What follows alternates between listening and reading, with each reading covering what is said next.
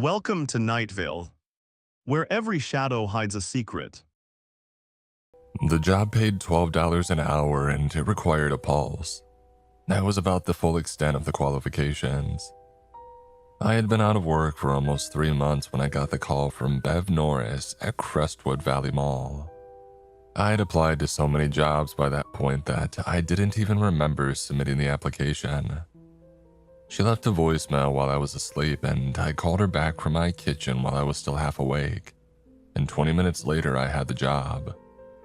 Night security, alone, 6 nights a week. My name is Cal, and I'm 34. I grew up about 40 minutes from Crestwood, and I've been to that mall maybe 100 times in my life. Birthday parties when I was a kid, the arcade in the back corner, and the food court with the little Sbarro that my mom loved. I knew the place the way everybody around here knew it, which is to say that I remembered it the way that it used to be, not the way that it actually was anymore.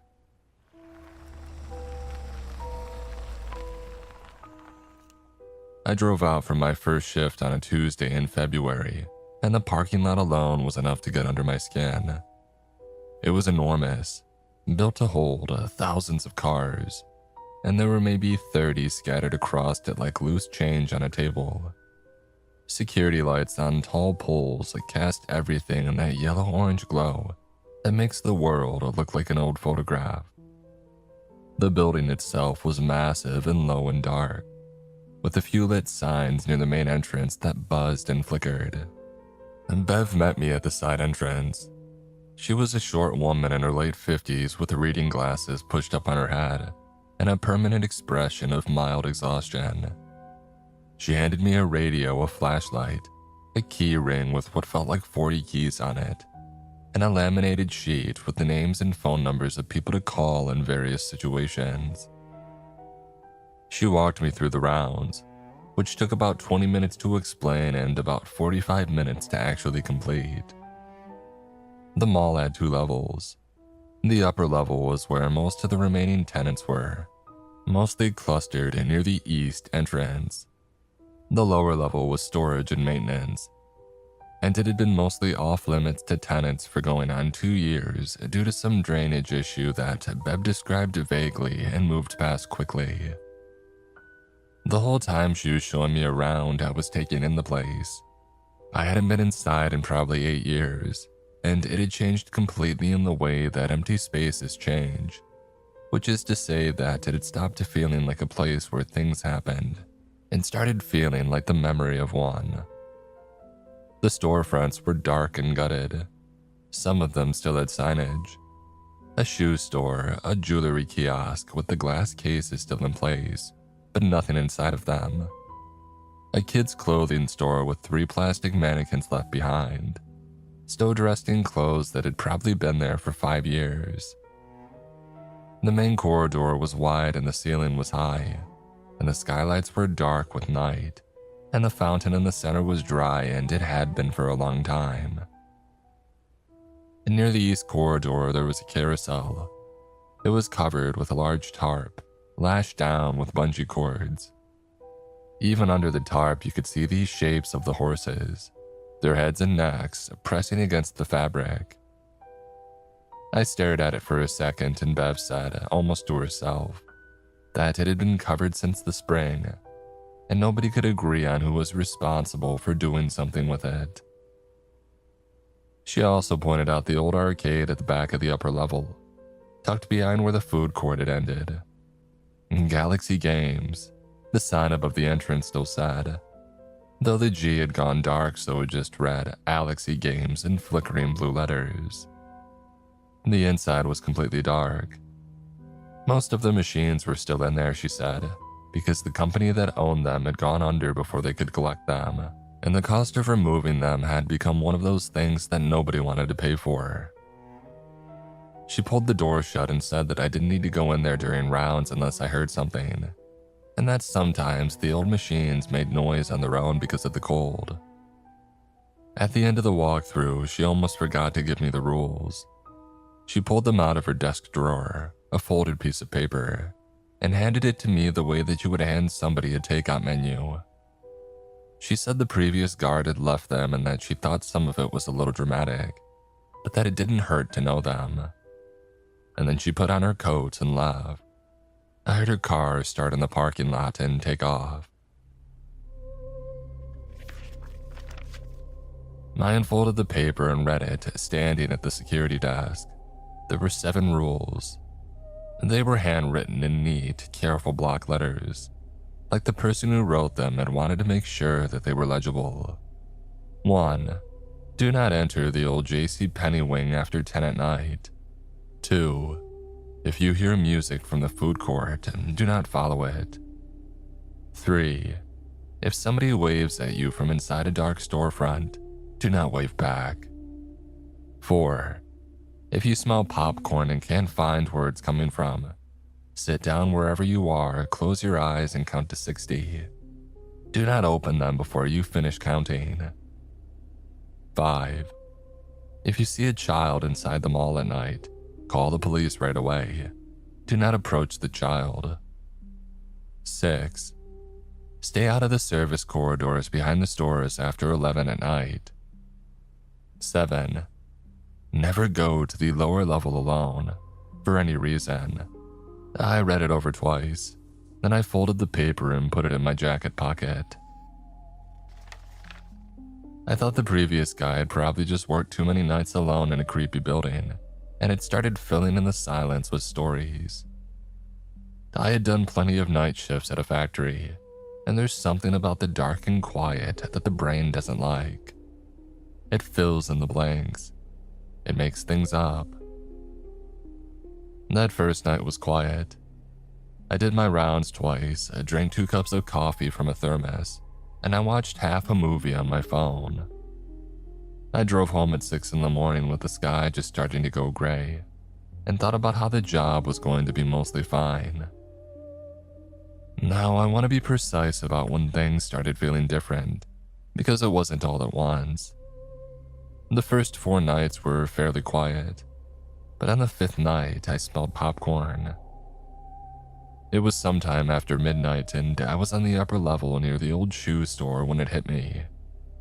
It was strong and warm, the way that popcorn smells when you walk into a movie theater.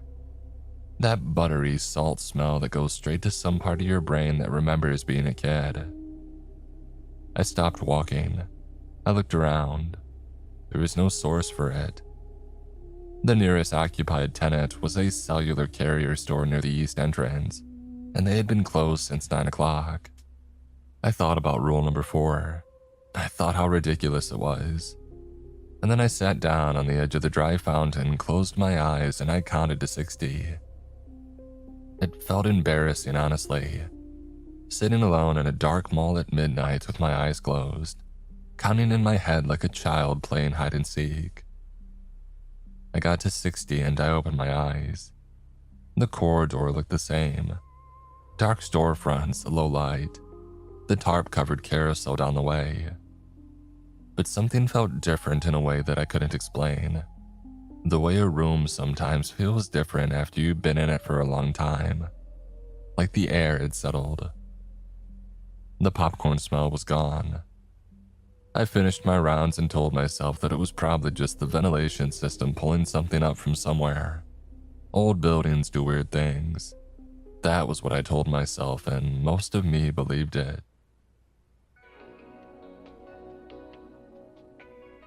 The music happened on my 9th night. I was in the food court doing my pass-through when I heard it. Soft at first, coming from these ceiling speakers.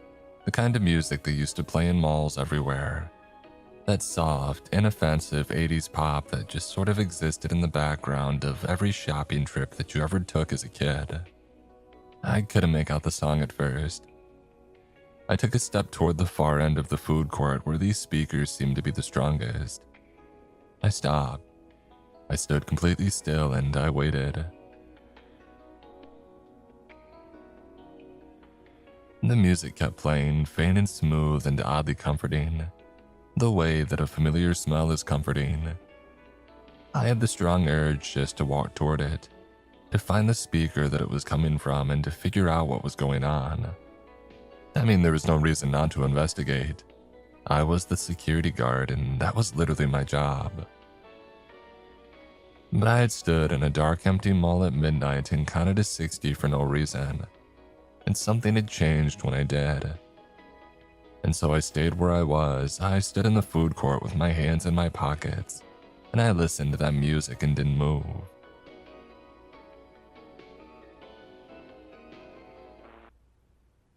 It played for maybe 4 minutes and then it stopped, right in the middle of a note like somebody had pulled a plug.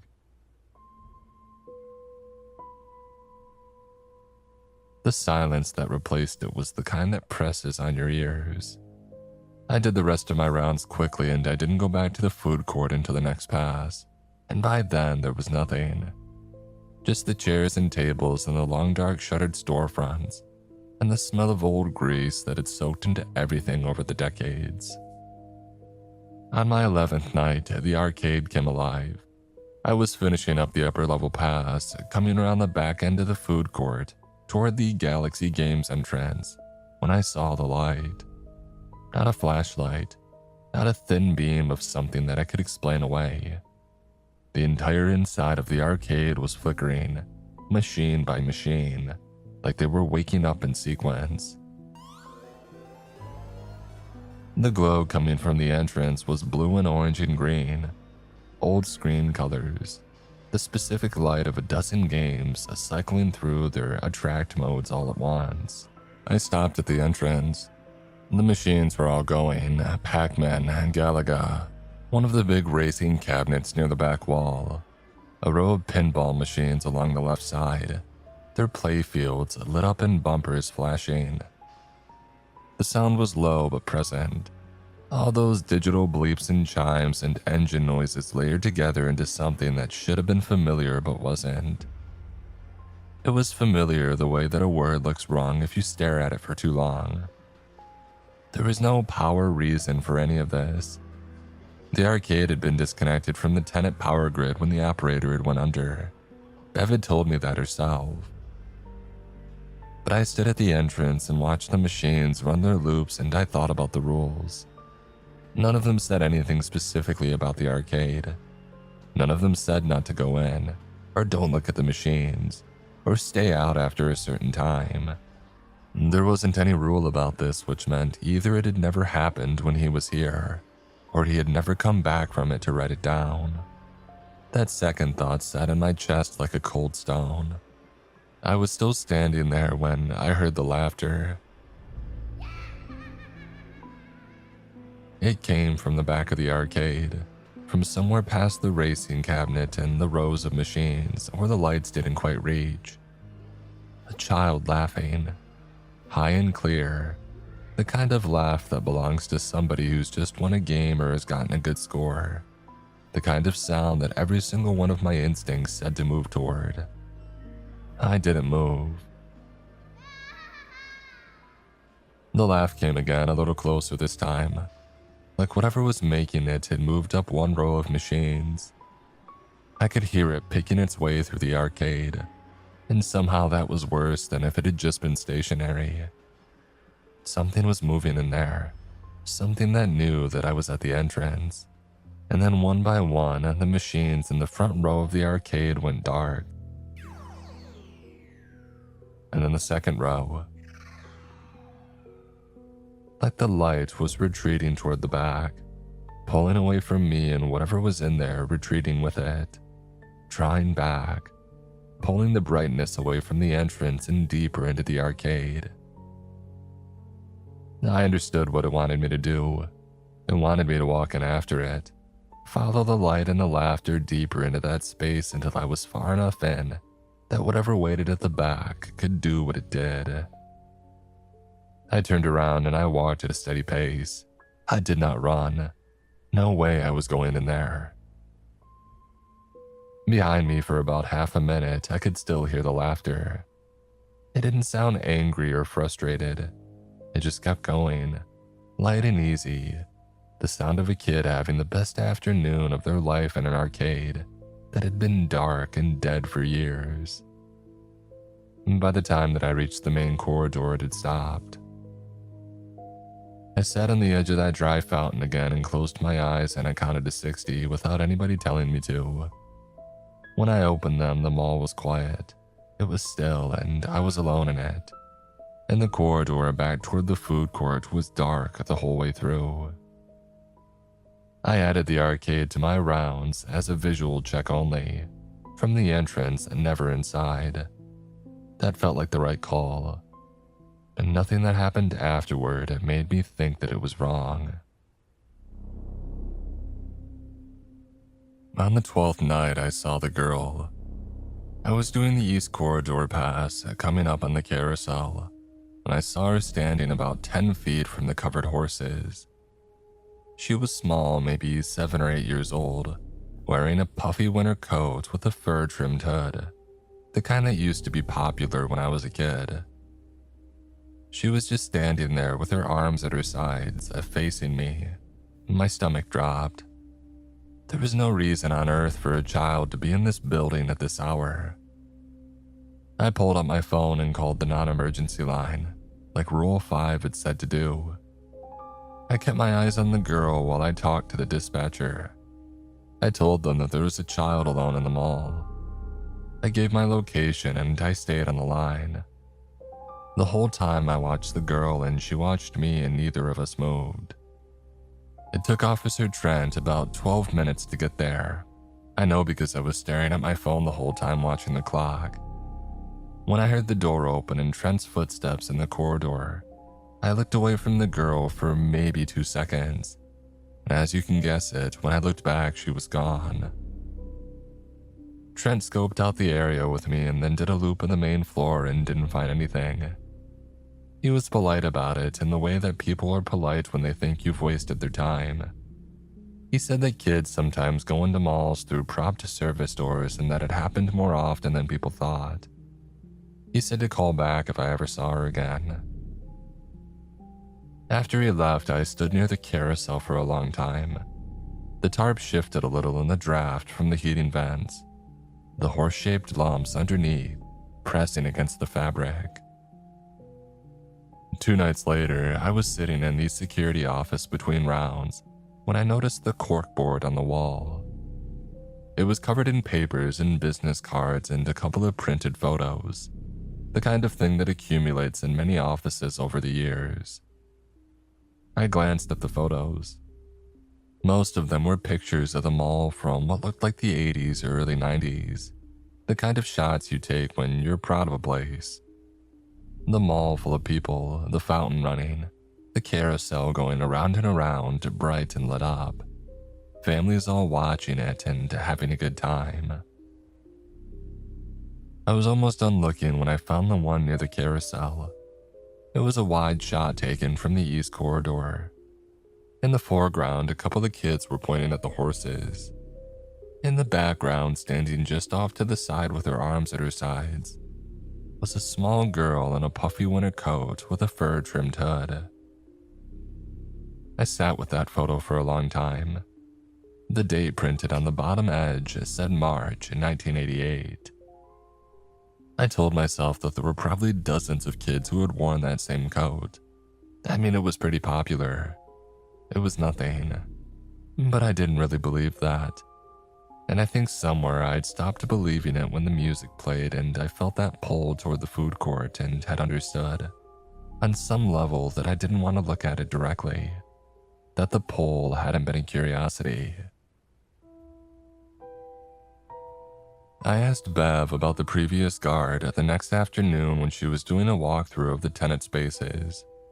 She was a practical woman who I had mostly liked up until the moment that I had asked her about Denny Marsh. I had found his name on a laminated employee ID tacked near the security desk. The photo showed a heavy-set man in his mid-40s with a gray beard and a tired, kind smile. He looked like somebody's dad. When I said his name, Bev stopped walking. She didn't look at me right away, and then she said that Denny had been a good employee for 6 years, and that what had happened to him was a tragedy, and that she didn't like to talk about it. I pushed a little gently and she told me the basics. About 18 months ago, the morning crew had come in to find Denny's car in the lot. His round logs were up to date through 4 in the morning. But after that, nothing. No Denny. The police had looked into it for a while and never found an explanation. The case was technically still open.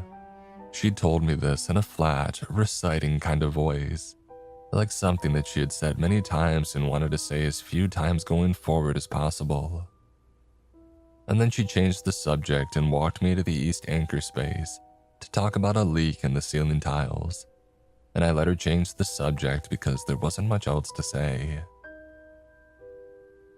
That night before my shift, I sat in the security office and I looked at Denny's employee photo for a while. A gray beard, a tired smile. 6 years in this building at night, all alone. He had made those rules, every single one of them. And then one night he had been here and then he hadn't been here, and his car was still in the lot. I did my first round that night earlier than usual. The JCPenney wing ran off the south end of the main corridor, a long straight stretch of empty storefronts leading to the old anchor space at the end, which had been gutted and dark for 3 years. It was the part of the mall that felt the emptiest, which was saying something. Even the lighting was worse in there. Some of the overhead fixtures had given out without anybody bothering to replace them. I had been in the wing on my rounds before, but always before 10. Always quick and always in and out. On my 15th night, I was coming up in the entrance to the JCPenney wing at around 10:30 when I saw the figure. It was standing at the far end of the wing, in front of the dark anchor space doors. Too far to make out clearly, but it was human-shaped and facing me, and it was standing still. I realized that I had taken 2 or 3 steps into the wing without deciding to. I stopped. The figure didn't move. It just stood there at the end of that long, dark corridor, and I stood at the near end, and the distance between us was maybe 100 yards of empty mall. I backed out of the wing back into the main corridor, and I stood in the light for a while. My heart was doing something uncomfortable in my chest. After a minute, I thought about what I had seen, about the shape of the figure, the build of the jacket, and I went back to the security office. I looked at Denny Marsh's employee photo. I didn't finish my rounds that night.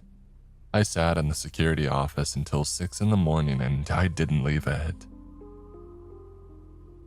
I want to tell you about the night with the vision because it's the hardest thing to explain. Not because of what I saw, but because of how real it was, and because of how close I came to not coming back from it. It was my 18th night. I was doing a round of the main corridor near the dry fountain. It was late, maybe around 2 in the morning. I was really tired that night, so much so that everything had that slightly unreal quality to it. Pair that with an old abandoned mall and it makes sense. The popcorn smell hit me hard and fast, not gradual like before but immediate, like walking through a door into a different room. I reached for Rule 4 in my head and I was actually starting to sit down on the edge of the fountain when the mall had changed.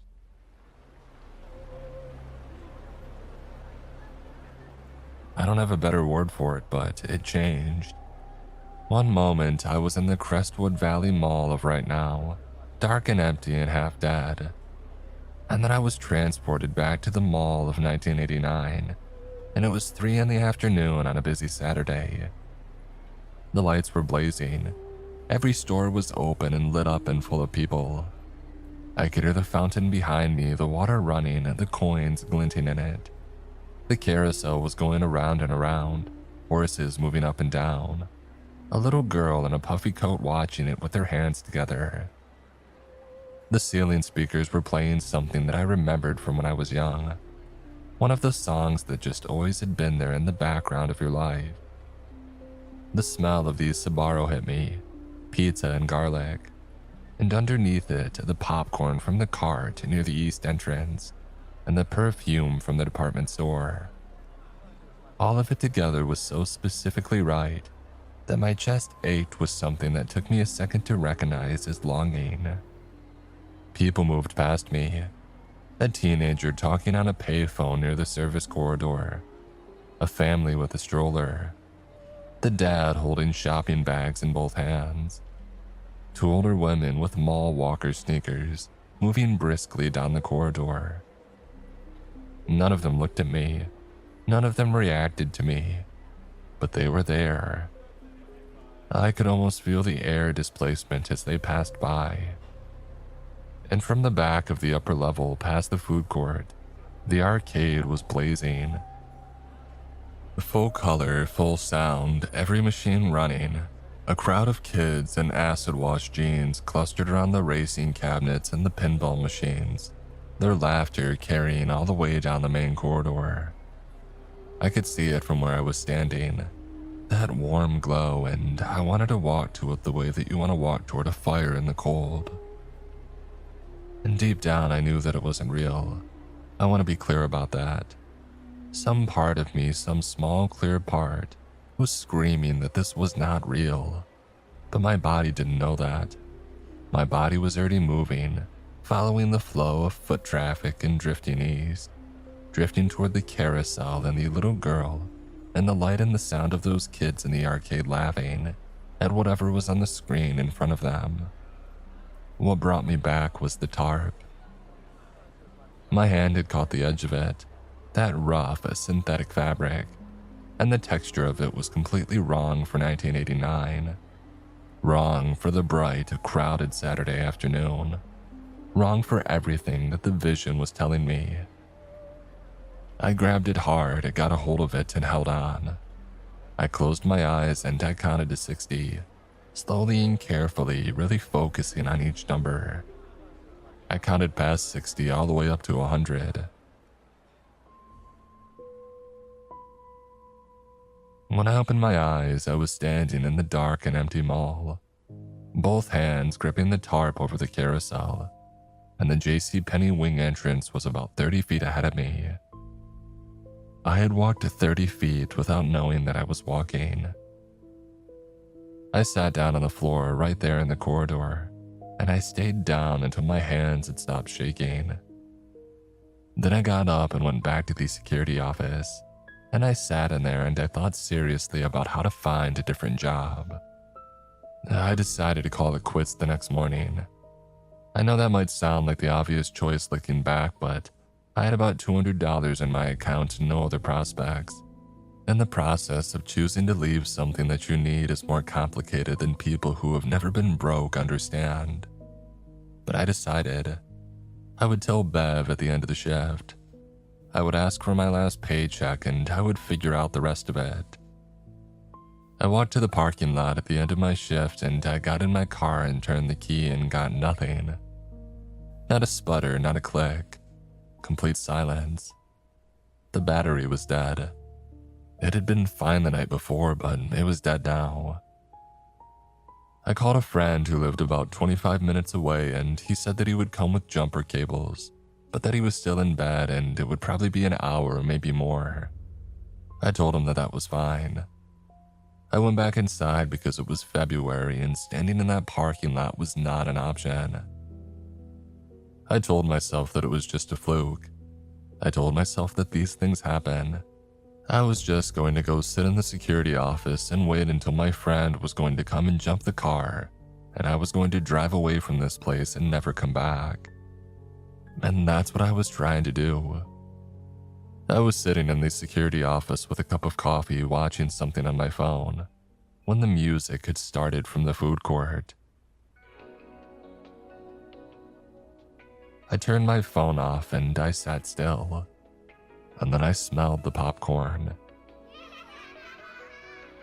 And then from somewhere down the back of the upper level, from the direction of the arcade, I heard it. Children laughing, the same way that it had sounded before.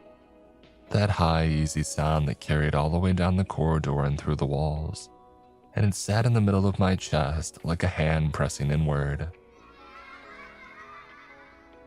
More than one voice this time, a group of them. All three at once, and even though I knew what was happening, even though I understood by now that each one of these things was a lure, a hook designed for a specific instinct, the combined weight of all three was tremendous. My whole body wanted to get up and move, the urge to investigate, to help, to follow the familiar comfort of that smell and that sound. It was almost physical. It pressed on me from all sides. I did not get up. I counted again in my head 3 times in a row, eyes open, staring at the wall across from me. The laughter kept going for a while. It would shift in pitch, sometimes sounding closer and sometimes farther away, like it was moving through the upper level in a slow loop, working its way around the food court, drifting toward the main corridor. I understood that it was testing the distance, seeing how close it could get before I moved. When I finally stopped counting, the laughter had faded, but the smell of popcorn was still there, faint but present, like it was still waiting. And then something moved past the window of the security office. The office had a window that looked out into the main corridor, a wide pane of glass that Denny had probably used to watch for shoplifters back when they were still shoplifters. I was looking right at it when the figure passed in front of it. It moved slowly, and it was the right height, the right build. The gray beard was visible even in the dim corridor light, and the jacket was the same one that Denny was wearing in his photo. It stopped just past the window, and then slowly, it turned its head toward me. Its eyes found mine through the glass. I've tried a lot of times since that night to describe what was wrong with its face, and the best that I can do is this. It looked like somebody had assembled it carefully from the right pieces and then gotten the timing slightly off. The proportions were correct, but something about the way that it held itself, the way that its face settled into an expression, it was wrong in a way that went past wrong into something that made my whole nervous system light up at once. It looked at me through the window, and I looked back. I thought about his rules. I ran through all 7 of them in my head one by one, and I understood them differently than I had before. Each one was a wall against a specific kind of movement. Don't follow the music, don't approach the child, don't follow the smell, don't go into the dark wing, don't follow the laughter from the arcade. Each one existed because the hollow, whatever it was, whatever lived beneath this building in the old limestone dark, understood exactly how humans were built, and to use that knowledge the way that you use a key. It found the door in you that matched the key that it had, and it turned it. It couldn't reach up and take anyone. I was certain of that. It could only lead. It could only pull. Every lure that it made required you to walk toward it on your own 2 feet, and the rules existed to keep you from doing that. I went through all 7, and then I noticed something cold and simple. None of the rules had addressed the door. There was nothing in Denny's list about what to do if something knocked. The thing outside my window raised its hand and it knocked on the glass. 3 times, slow and deliberate. I held very still. It knocked again. It watched me with that slightly off face and the eyes that were almost right. I thought about Denny. 6 years that he had worked here. 6 years of following those rules and building that list, adding to it every time he found a new edge of the thing's territory. 6 years of knowing that it was under this building, and that it was patient, and that it would never stop. And at the end of those 6 years, his car was in the parking lot and he was somewhere else, not somewhere that I could find him. I thought about what that meant, and then I sat in the security office with my hands flat on the desk, and I watched the thing that looked like Denny knock on my window, and I did not open the door. It knocked for a long time. It tried the handle twice. It stood at the window and watched me with its assembled face and its eyes. and I sat across from it and watched it back, and neither of us moved. Somewhere around 5 in the morning, the light had started to change. Not fast, just gradually, the way it does in February when dawn comes reluctant and gray. The skylights above began to show the first thin light. The thing outside the window stopped knocking. It stood there for a minute or two just watching me, and then it turned and walked away down the corridor toward the south end of the mall, and I watched it until it was out of sight. I stayed in the office until I heard my friend's truck in the parking lot. He jumped the car and I thanked him, and I drove home and I slept for about 10 hours. When I woke up, it was dark again, and I lay in bed for a while thinking about what I was going to do. I mean, I needed the job, that was still true. Nothing about the previous night had changed at that particular fact of my life. I lay there and I did the math that I had already done a dozen times, and I came to the same answer that I always came to. I went back. Bev was doing paperwork when I came in. She handed me a coffee without being asked and went back to her papers. I went to the security desk and started my pre-shift checks the way that I always did. I don't know exactly why I looked at that corkboard again. Maybe just out of habit. I had looked at it every shift since I had found that 1988 photo, always half expecting to see something different. And this time something was different. There was a new photo pinned near the top. It was a wide shot of the main corridor in what looked like a busy afternoon, sometime in the late 80s, based on the clothes and the storefronts.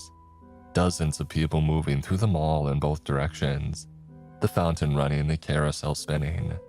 I almost moved on, and then I looked at the background. Near the fountain, barely visible behind a group of teenagers, was a figure standing completely still while everybody around them moved. Modern jacket, modern work boots, a flashlight clipped to his belt. It was me. I looked at the date printed on the bottom edge of the photo. April 1988. I've thought about it every night since. I think about the thing that looked like Denny knocking on the glass while I held still and counted until dawn. I think about what that photo means. Whether it's a thread or a record or just the hollow showing me that it's patient. That it measures time differently than I do. That 6 years or 30 years or 100 years are all the same distance from where it waits. I still follow the rules, all 7 of them, every night without exception. I just added one more. Rule 8. If something knocks, do not open the door.